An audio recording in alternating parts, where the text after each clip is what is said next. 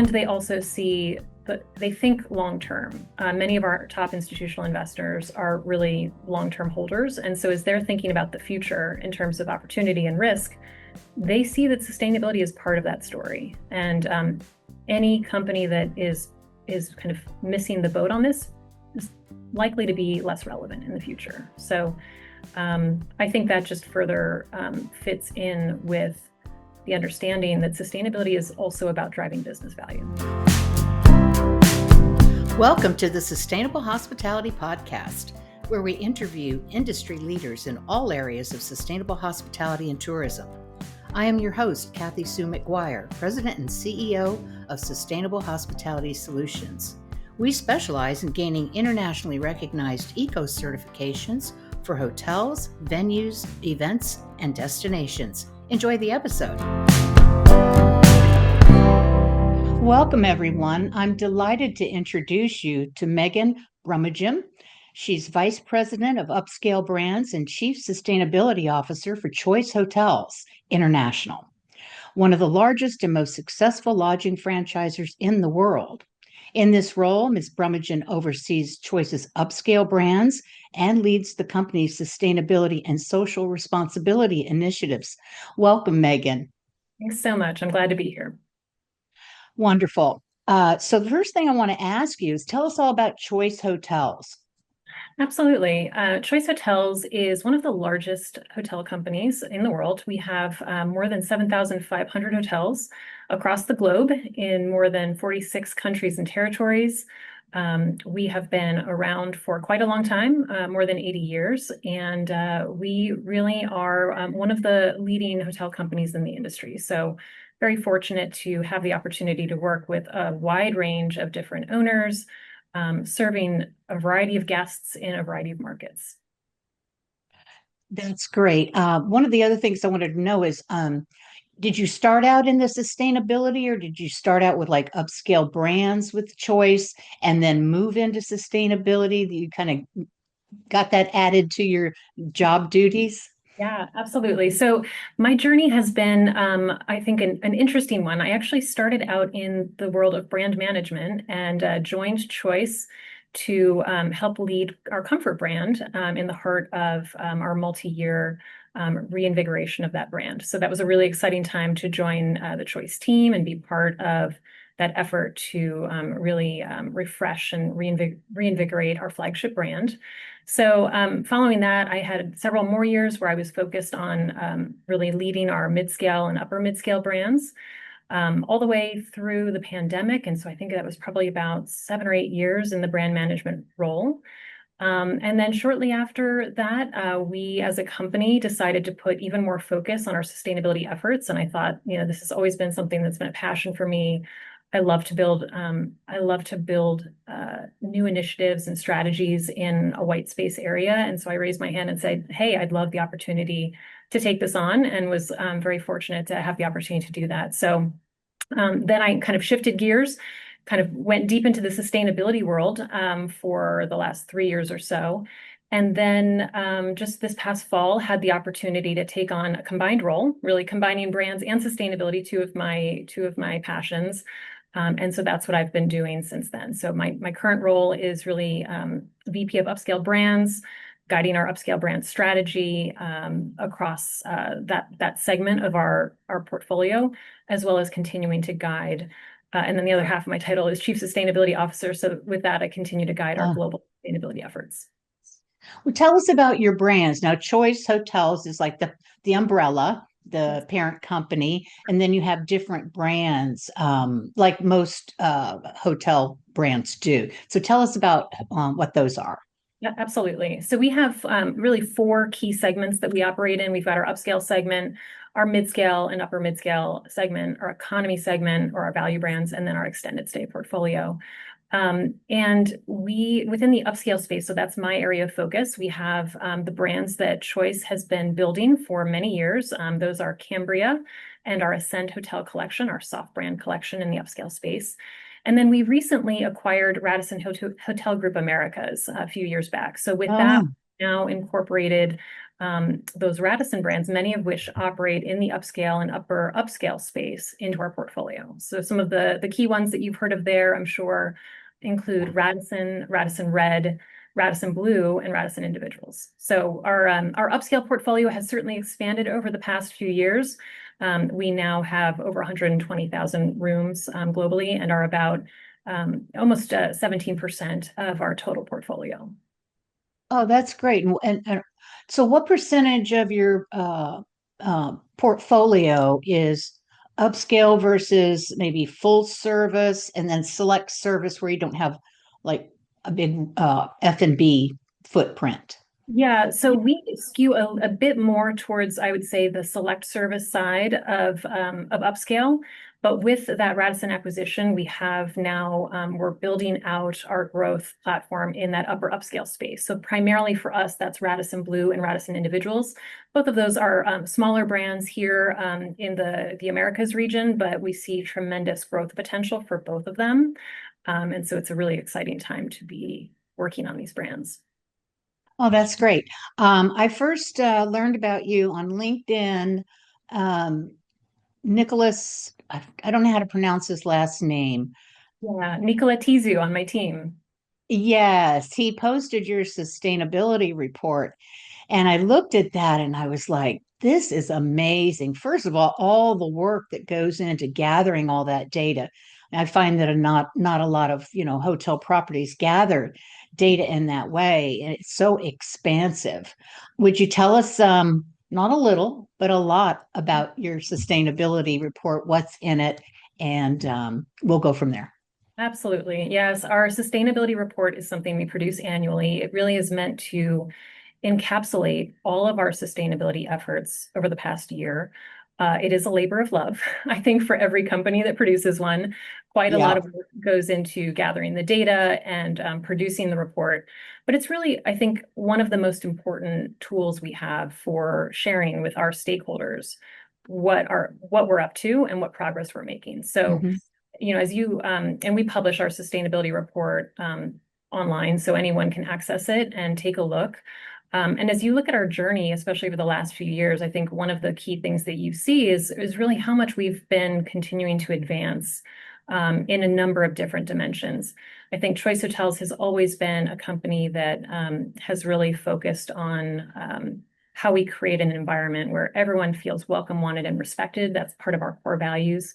And Mhm. we've also really been leaning into continuing to make sure that we are aligning to key frameworks that we know our stakeholders and especially our investors are interested in.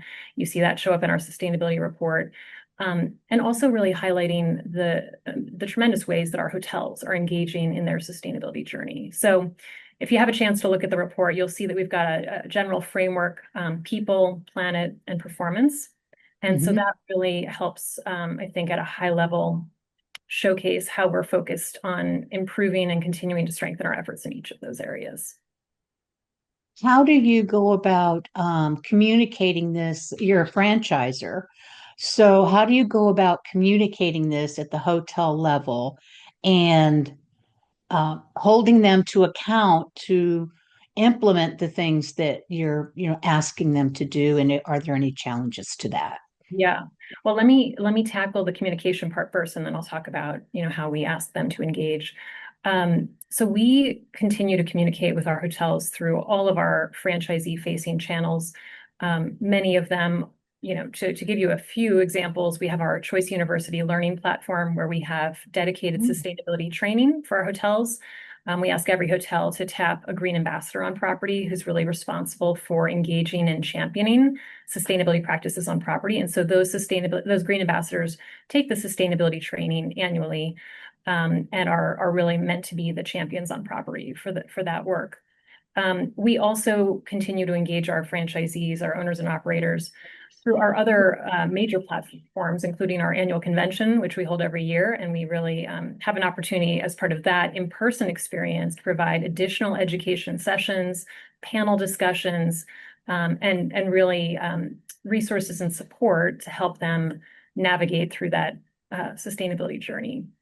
As far as how we hold them accountable and ask them to engage, we have what we call our Room to be Green program.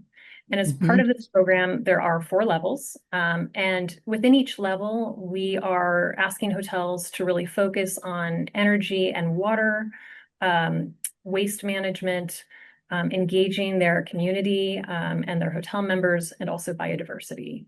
So we really focus on those pillars. Level 1 is a requirement for all of our brands globally. So this is a global brand standard. It's something that is part of our annual quality assurance program. We have a third-party auditor that comes to hotels and looks at all of our brand standards, and this is among the set that they will look at. So I think it's an important way to engage hotels on some of the table stakes that we know guests expect of hotels, and then as part of that process, we encourage them to advance to those higher levels of room to be green. So once they've got their footing and their foundation with level 1, we encourage them to progress to those higher levels of room to be green, which ultimately are designed to help steer them towards getting ready for third-party certifications like Green Key Global, for example. Oh, now since you brought up Green Key, let's talk about that because I saw a press release that you're one of the brands that has made a commitment to that. How do you go about getting that certification? Do you hire an outside person to help? Well, how do you go about doing that? And do you have any properties certified yet? Yes, absolutely. So what we're seeing in the marketplace is that third-party certifications are increasingly important. They are seen by, our key corporate accounts, our distribution partners, and others as being really the gold standard to back up any claims about sustainability with legitimacy and those third-party audits.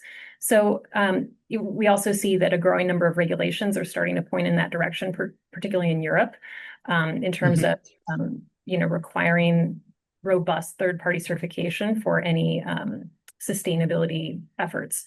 So as part of that, we've really engaged with Green Key Global, and as part of our collaboration with them, we actively work with them and engage on how to make this certification more approachable for our thousands of hotels, knowing that our hotels span all of those different chain scale segments that we talked about at the beginning, and they're in different markets, and they may have different starting points. So as part of our collaboration with them, we offer preferred pricing, as well as awareness and special education tools to help drive more hotels to get comfortable with that certification and go through the process.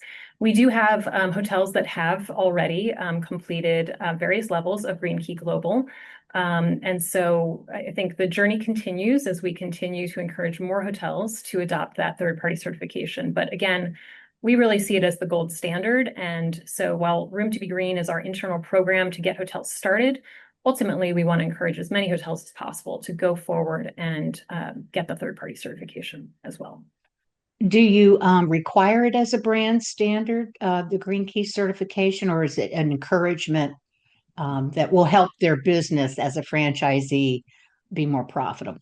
That's right. For us, we encourage it. Really, our requirement centers on the Room to be Green level 1 standards that we talked about. Mhm. And then that forms the foundation to then encourage and motivate hotels to go forward and get that certification, which we know is becoming increasingly valuable in the marketplace. Yes, as a matter of fact, the online travel agents, well, Travelist was the catalyst. They got all the, booking.com and Expedia and many others. They all got together and said there's too much confusion out there. What is sustainable and what isn't? Everybody has different things going on. Maybe not everyone out there, they might be greenwashing a little bit. Maybe they're really not doing that much of what they say they're doing when they check the little boxes on their profile. So they got together and they decided they vetted dozens of certification schemes worldwide, and they chose the ones that had a third party audit. And so now you can't be listed as being green or sustainable in the filtering of those at those websites. If travelers want to find, where I live in West Palm Beach, Florida, if they want to find a sustainable hotel, it will only come up now if they've been third party verified, certified. So that's another reason I would think that they would want to, even though you're not demanding that they have to do it, that they would want to, because it's only going to be more profitable for their business, right? You're exactly right. And when we engage with our various owners' councils, that's one of the points that we share with them. We show them how some of the OTA filters have changed, and really to get the credit for the sustainability practices that you may have on property, you really need to get those third-party certifications to be even showing up in the search results that way. So it absolutely is really critical. Yeah, and you mentioned the Europeans. They have the EU Green Directive, I think it's called, where the in the US, I don't know of any regulations in the US. I mean, I haven't seen anything. But if you're a brand that operates or is even based in the US and you have properties over there, you have to comply with this directive, correct? Yeah, that's right. The Green Claims Directive is Green quite claims. interesting because it affects, as you know, we've had a number of conversations with others in the industry about this. And yes, it is designed for the European market, but it also can impact hotels in other regions because ultimately it's about how you are making claims to any European traveler. And I think we all know it's not always easy to parse, where somebody is coming from when they're Hmm. making a reservation at a hotel. So it really does impact all of us as we think about how to position our hotels for success in the future and make sure that we're future proofing for a regulation that's coming down the pike. Right. How do you go about, or do you gather the energy and water data, the utility data from your properties? Do you have an online platform where they enter it, or do they send them to you in some way? Yes. So we use an online platform that's powered by Schneider Electric. It's our energy conservation and management platform, our ECM dashboard. So as part of that, our properties are really linking up their utilities data with this platform, and wherever possible, the data flows are being automated.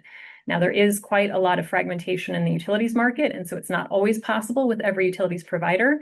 But wherever possible, we're trying to automate it so that it's as easy and seamless as possible for our owners and operators to have access to that data.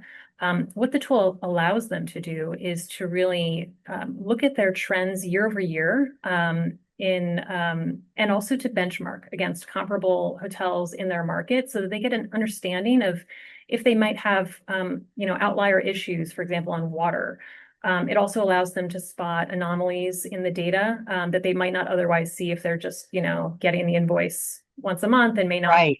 at the trend line overall. So with the ability to spot those anomalies, really the goal is to help them find cost savings and ways to continue to drive more efficiency on property in terms of both their energy usage and their water usage.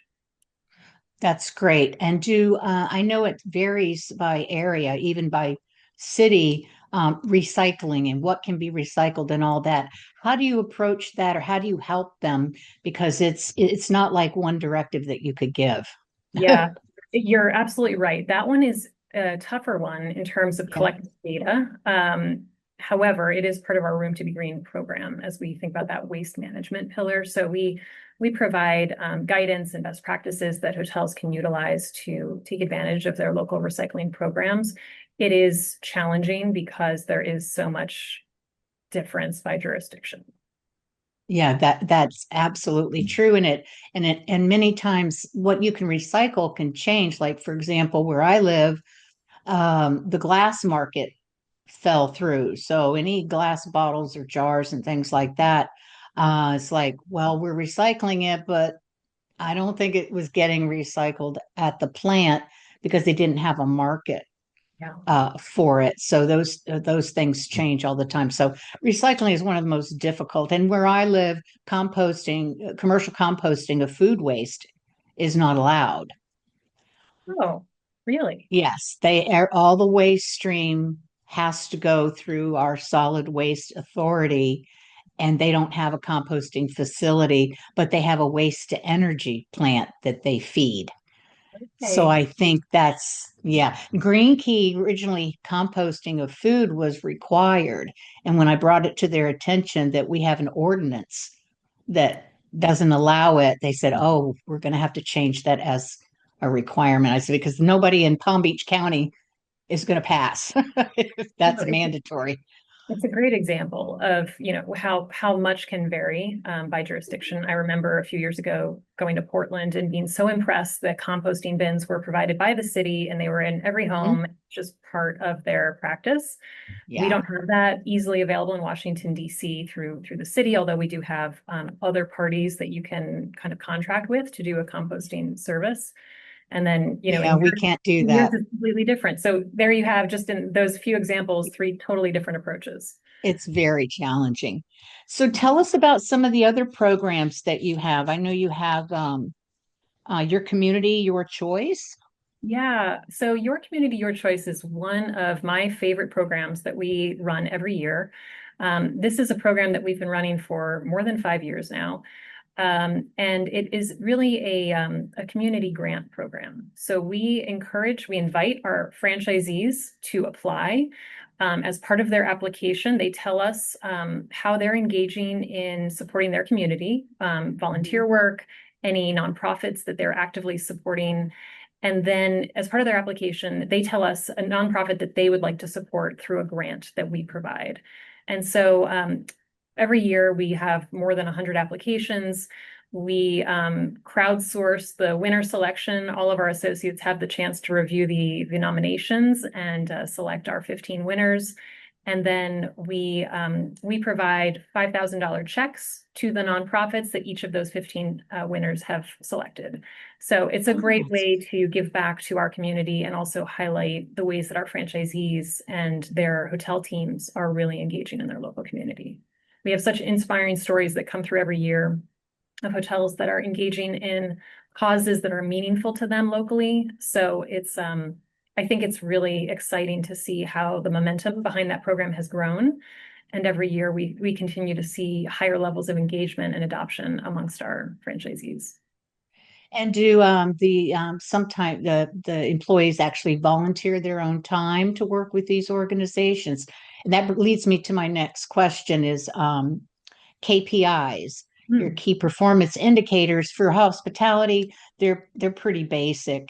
Mhm. Um, but there are certification schemes out there that want you to quantify that. It's like, how, are you providing paid time off, or how many hours are your employees volunteering their time? And it's just a wonderful way to like recognize employees and things like that, and for you to put into your, sustainability. Our employees are really engaged with the community. Look at all the time they donated to these organizations. Yeah, it's a great point because I think oftentimes when we think about sustainability, folks may kind of immediately think about the environmental component, which obviously is such a crucial aspect. Hmm. There's also a social responsibility component and a community outreach component. And so we really kind of span the whole spectrum as we engage on these topics with our own corporate associates and with our hotels and their teams. And so, to your point about volunteering, last year we actually we relaunched internally a new platform for our own associates to give and track their volunteer hours. As part of when we call it our Choice Gives platform. As part of this, we see great engagement amongst our associates. They are able to donate to causes that they care about. They're able to support the signature partnerships that we've developed with at a kind of a national level with organizations like the American Red Cross, Operation Homefront, and now recently the National Park Foundation. And they're also able to track their volunteer hours. So we as a company do provide PTO hours for them to use to volunteer. And they're able to Hmm. track that through the platform and actually get credits that like get we call it dollars for doers, Oh, kind of that's great. deposited into their wallet that they can then donate to a cause that they care about. So it's just another way to really create engagement amongst our associates and support them as they're out in the world and engaging in things that they care about. I love that. I think, and we're talking about employee engagement. That's great. And because, it's not just guests, employees want to work for a place that cares. And Absolutely. I know a lot of, business people in senior management, they're like, come on, really? we're in business. We're that's for somebody, that's for the community to do. So I love that that how important that is for Choice Hotels to engage in that. I mean, it really helps retain employees. Have you found that?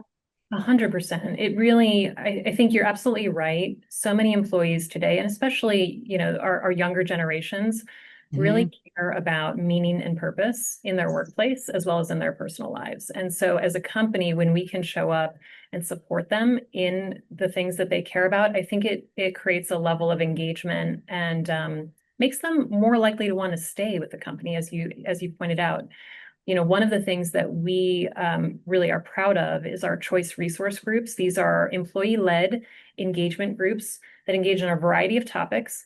And really, what's great about it is it covers a full spectrum of topics, and it's ways that our associates can get engaged in things that they're initiating. So we've got, as one example, we've got a green team CRG. They're obviously focused on environmental impact, but then we have CRGs that are, focused on supporting and empowering all of the different diverse groups that are part of our company. Anyone can participate in any of those events, so it's very much inclusive and where everyone is welcomed. And it's really, I think, a great way for our associates to engage in events that make them feel recognized, maybe provide them with speakers, opportunity to hear from speakers, guest speakers that are sharing topics of interest to them. And then also many of our CRGs do engage in volunteer events themselves. So it's a great way to get out into the community and engage at a local level. That's great. I love hearing that. You have another program, Carbon X, CARBIN capital X. Tell us Yeah. about that. Yes, CarbonX. This is a really exciting program that we launched at our Radisson Blu Mall of America property, one of our flagship properties within the Radisson Blu brand. And this is really exciting. We collaborated with a company called Clean02 to install what's called the CarbonX unit. This CarbonX unit is a small scale carbon capture device that attaches to the water boiler in the hotel's utilities room and helps to both capture carbon dioxide that would otherwise be released into the atmosphere, as well as re-inject heat back into the system, which helps to lower the hotel's heating bills for their water boiler. So it's a really innovative technology. When the Radisson Blu Mall of America installed this device, they actually became the first hotel in the world with this particular technology, which I think was a very exciting milestone for us. Mhm. We see a ton of potential here. It's a win-win solution. This particular kind of innovation was the result of a trilateral partnership between Clean02, the provider of the technology, our company who sponsored it, and the hotel that agreed to install it, as well as the local utility provider that actually paid for the installation of the technology. So it was really a great way a cost-effective way for the hotel to get access to that exciting innovation. And it's a great story for the hotel to tell as well, that they were able to be, the first hotel in the world. It got a lot of great local coverage in the press. It's something that they show to some of their corporate clients as they're coming in to check out the hotel. So it's a great talking point for the hotel to share one of the ways that they're engaging in sustainable practices. And where is this located? So Radisson Blu Mall of America is just outside of Minneapolis. Oh, Mall of America. I didn't catch that when you said it. Okay. Are they a US based company? So Clean02 is actually based out of Canada, but Okay. they're not far away since we're Oh talking about no. the Minneapolis area. And so their team is able to come over and help service the unit and make sure that we've got the right maintenance and upkeep. I'm going to have to look into them because I try to stay on top of all the new technology and I've not heard of that. But I guess you're the first one and it's Right. been recently, right? So there hasn't been a chance to like, you know, take it to the entire country. So That's I'll right. have to reach out to them. They're still working on scaling, but I think they've got some really exciting plans for the future. And it's been fantastic to partner with them and hear how they're thinking about continuing to grow and make this available, across more types of commercial buildings, and then also, other types of properties, hotel properties where maybe the space constraints are a little bit different. I think one of the advantages of the Radisson Blu Mall of America, it's a very large hotel. And this particular unit is about the size of a refrigerator. So you need enough space to install it, to Okay. attach it to the water boiler. But I think there's a ton of potential here. So we're really excited about the collaboration. Yeah, sounds great. I think that has great potential. It reminds me of you wouldn't imagine this that you can reinvent toilet paper, but have you ever heard of Foxfold? Yes. Oh, yes. You have, because it's made out of bamboo and it's flat folded sheets instead of rolls, because when you go into your guest room, you really don't want to see a quarter of the roll there. It's like, oh, somebody's had their hands on that. So housekeepers exchange it and put a new one on there. And typically there's not much left of it, or everybody has their brand standard on when that has to be changed, when it's half or just a quarter, whatever. And Foxfold has this just new technology in delivering your toilet paper. I mean, who would have thought, right? I'd love to hear what you know about it. Yeah, absolutely. We've had a number of conversations with them, and I do agree with you. It's a really interesting innovation that they've brought forward into the market. We actually have a few of our Ascend Hotel Collection properties are utilizing Foxfold's toilet paper. So it's been interesting Oh, to hear the feedback thus far. I think we're in the early days of that, but thus far it seems to be getting solid reviews from the owners, from an operator standpoint, as well as from our guests. from your guest as well. Oh, that's amazing. Um, let's see, what else do we have here? How many Green Key certified properties do you have so far? I know this is recent, so Yeah, so wouldn't expect a whole lot. I don't have the exact number. I know we've got a number. We did look at this a couple of years ago. We've got quite a number in Canada.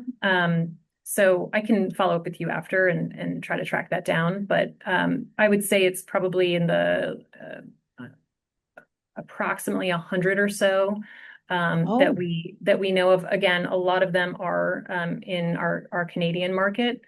well, But that's where Green Key is out of.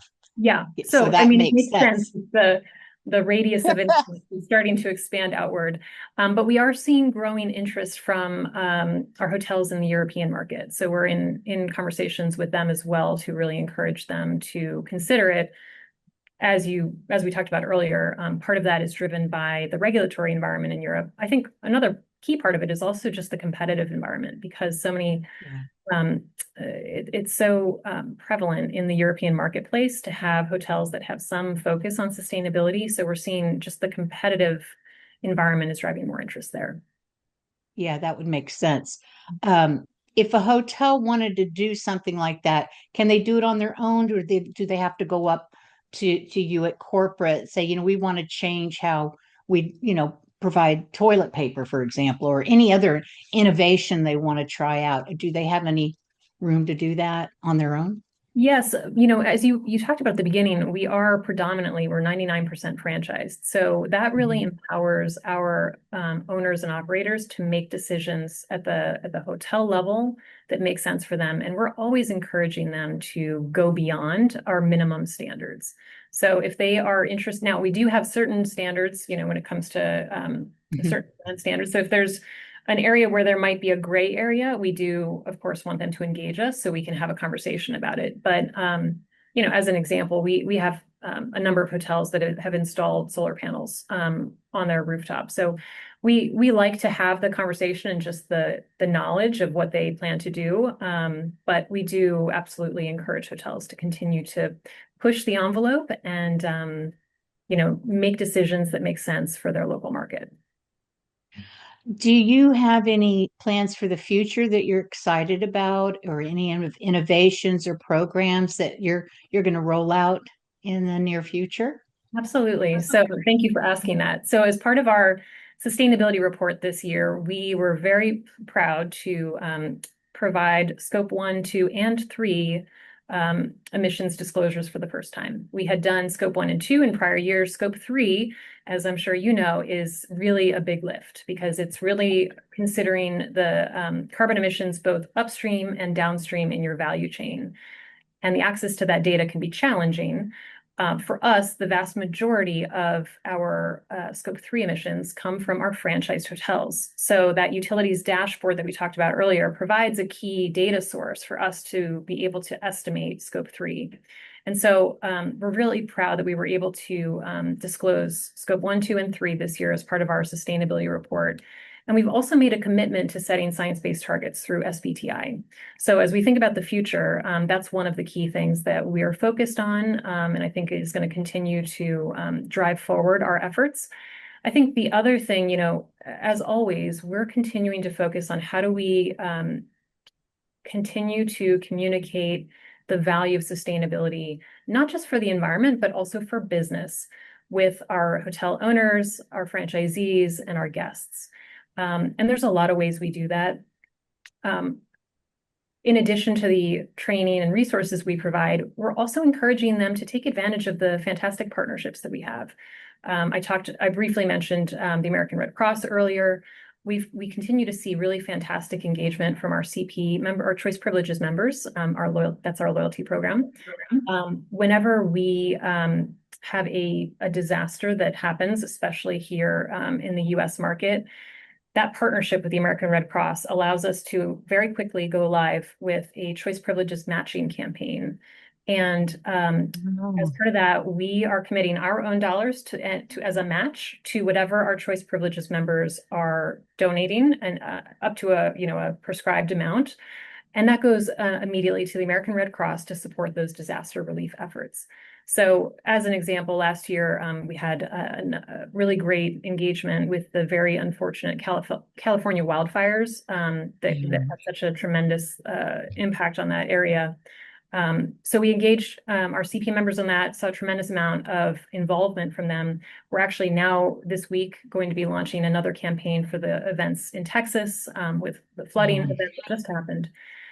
So this is one example, but it's an example of the way that our loyalty members can engage with us in making a difference. When these disasters happen, these communities need immediate support. The American Red Cross is a wonderful organization that goes in and helps those impacted communities. And so we're really proud to be part of their support.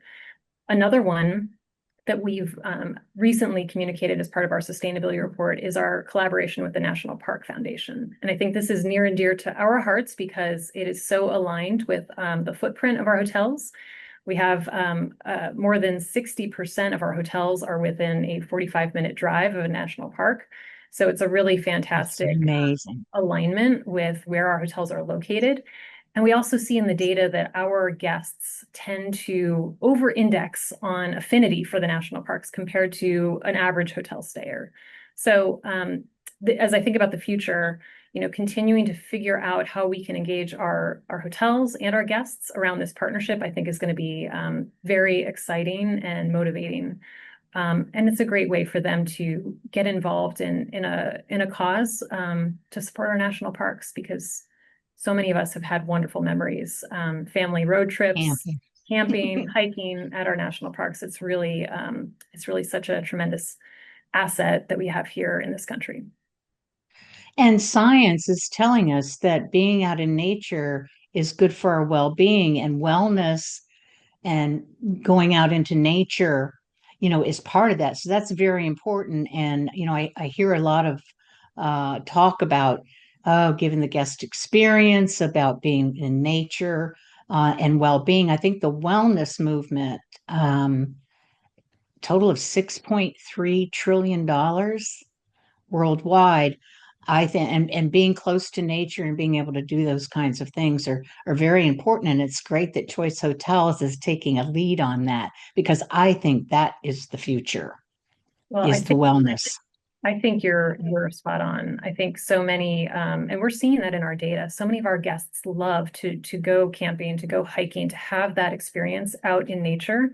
And for many of them, we know that they stay at our hotels to be able to then access the national parks or even state and local parks. So obviously people come to our hotels for a wide variety of reasons, but we see this partnership as being very aligned with the interest of our guest. And I think you're right. As we look towards the future, we know there's such a focus on well-being, and getting out into nature is one great way to support that. How do you go about gathering that data? Is it from your surveys after the guest leaves? Do you add those kinds of things? Do you ask, how did you participate in our recycling program, or those kinds of things? That the other thing I wanted to mention, the STAR report. Hmm. Um, I wrote them a couple of months ago, and I said, have you ever considered KPIs on not just your, ADR and RevPAR and things like that, but to incorporate sustainability KPIs? And I never heard back from them. But it would be great to be able to compare yourself to your competitive set on who's doing what and who's a leader and that kind of thing. I think it would help spur others to do what you guys have already been doing. I couldn't So, agree more. I think, and as we look to the future, I think more and more platforms will start to gather that data. Obviously, it takes time. But I mean, as we talked about earlier, we're already seeing it with the OTAs. So we mhm. know that there's demand out there for that kind of information. And so, we're on the journey, I think, as an industry and as a society.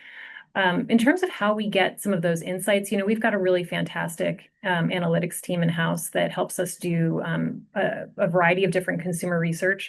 So we don't directly collect that data through our guest satisfaction surveys, which I think is what you were referring to. But we Hmm. do a lot of other deeper studies into our guest kind of demographics and psychographic needs, and that's where we see those trends showing up.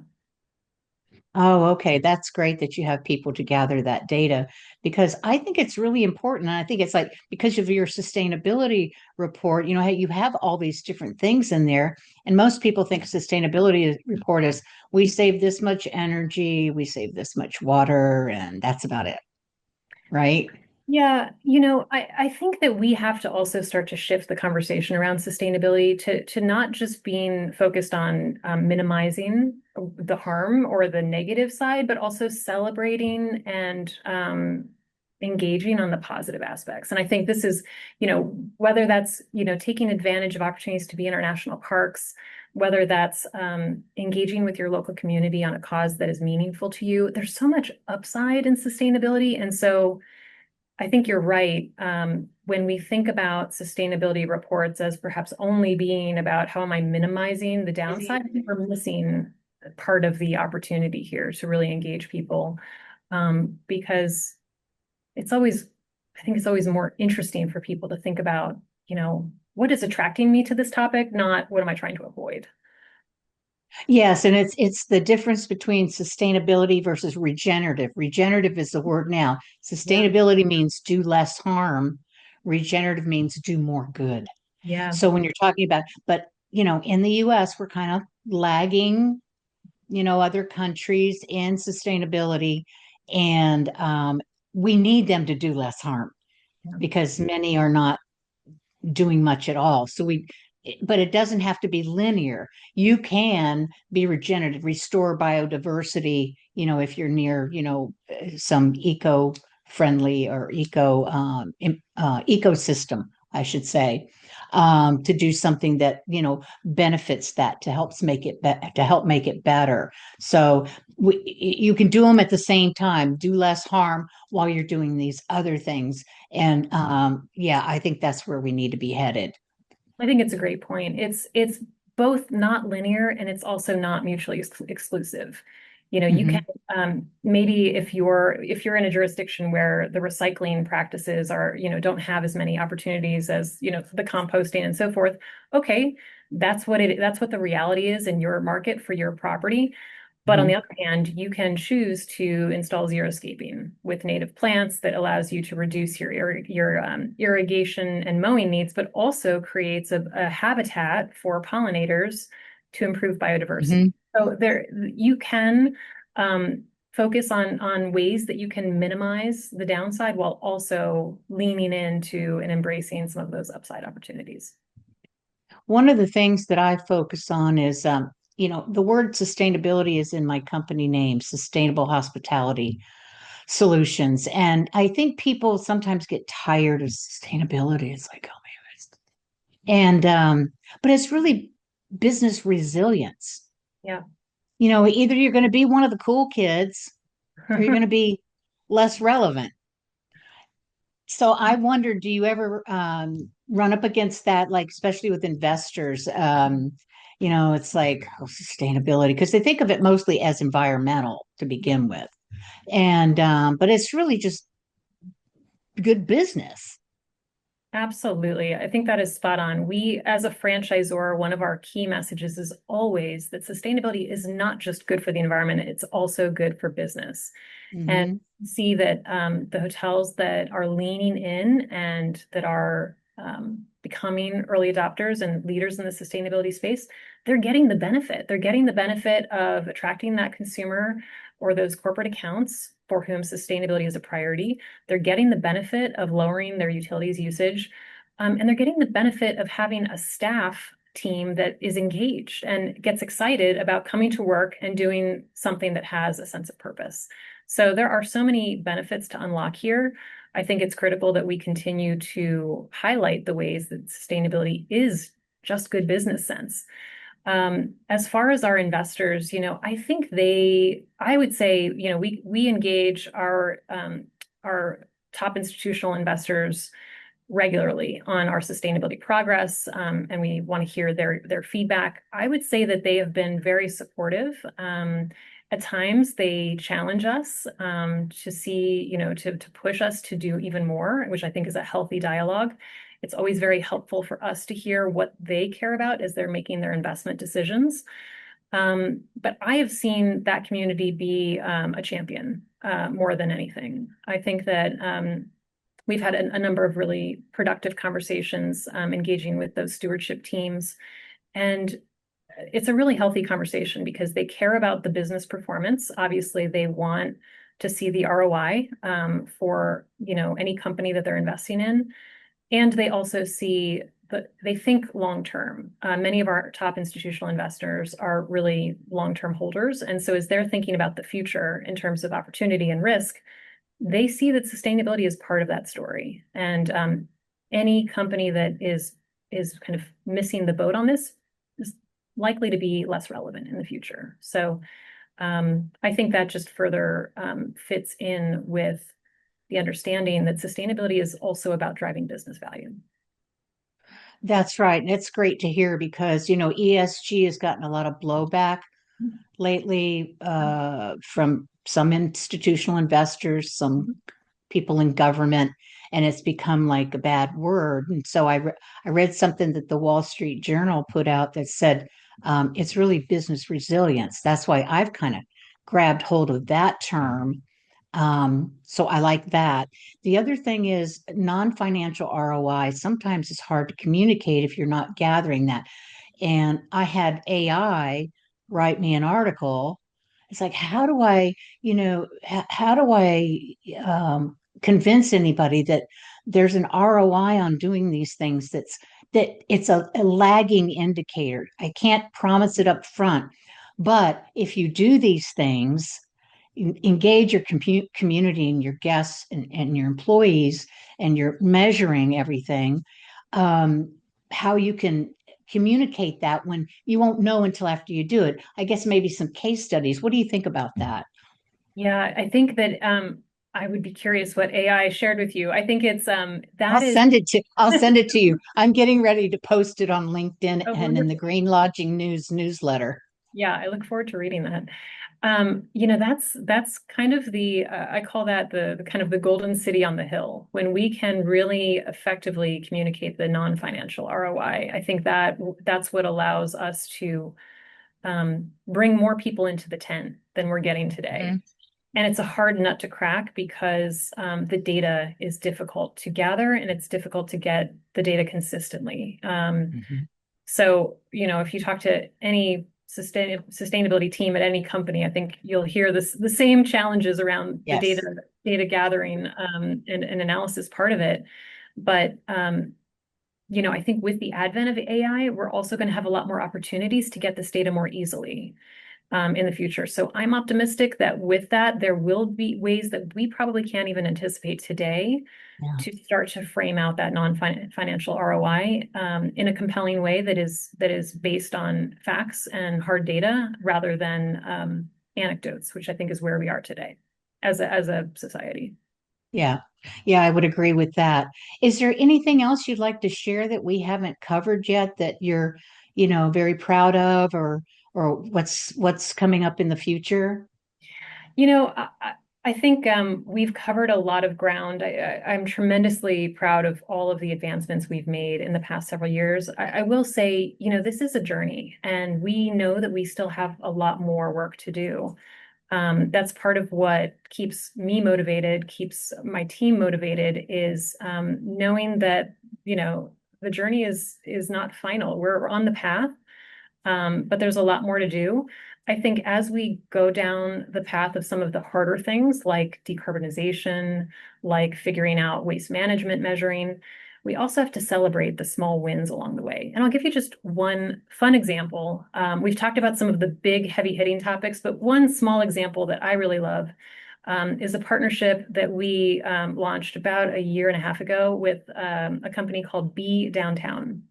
And this is a company that installs beehives on corporate campuses along the East Coast. And so through this partnership, we were able to engage with them, and we now have 3 beehives here at our corporate office, right on the 6th floor out on our terrace. And these bees are fantastic.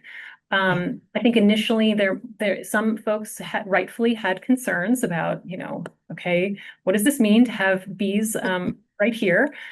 But there's been such a tremendous engagement from our associates as they've started to learn about the behaviors of these bees and the role that they play as pollinators within our ecosystem and the impact they can have within a 15-acre radius of this area. It's truly phenomenal. And Hmm. then to see the results of this, in one small way, we had last year was our first year of harvesting the honey. The average beehive produces about 90 pounds of honey in their first year. Oh And my gosh. our beehives produced more than 200 pounds of honey. It was mind blowing how much honey these bees produced. But it's a great analogy, I think, for teamwork, for communication, for how each of the bees have a role to play, and yet they do it as a collective, as a hive. So there's just so many ways that we, just as individuals and as a team here at the office, can gain inspiration from our friends in nature. And so it's been just a fun example of maybe something a little bit non-traditional that we've done, but I think it's been a great way to get people excited about sustainability in a really tangible, hands-on way. Yeah, The hands-on way, we've had like beehive tours. You put on the whole suit and you go out and you get to actually hold the frame with all the bees on it. that's We've had great. honey tasting events, so it's been a fun journey.